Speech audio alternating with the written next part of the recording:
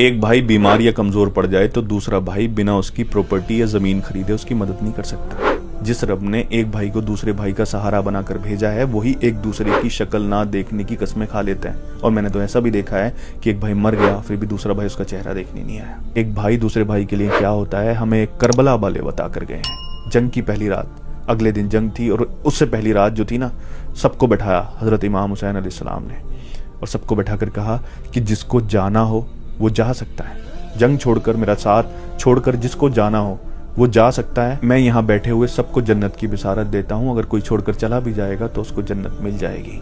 और फिर इतना कहने के बाद जो चिराग वहां जल रहा था वो चिराग बुझा दिया ताकि लोगों को वहां से उठने में, वहां से उठकर जाने में शर्मिंदगी ना हो। थोड़ी देर बाद कहा कि अब्बास चिराग जलाओ।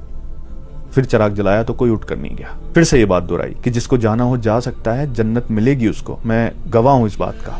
फिर से चिराग बुझा दिया। थोड़ी देर बाद कहा कि अब्बास चिराग जलाओ। ये 3 बार किया, कोई भी वहां से नहीं गया। ये देखिए, हजरत इमाम हुसैन को अपने भाई हजरत अब्बास पर यह भरोसा था कि सब जा सकते हैं, मेरा भाई अब्बास नहीं जा सकता। इसलिए बार बार कहा कि अब्बास चिराग जलाओ।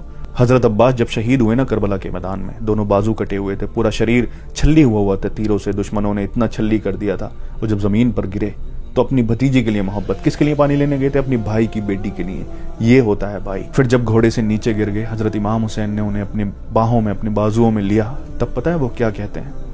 वो कहते हैं कि भाई मुझे मेरे जिस्म को यहीं दफन कर देना, वहां लेकर मत जाना। मैं शर्मिंदा हूं, अपनी भतीजी के लिए पानी नहीं ले जा सका।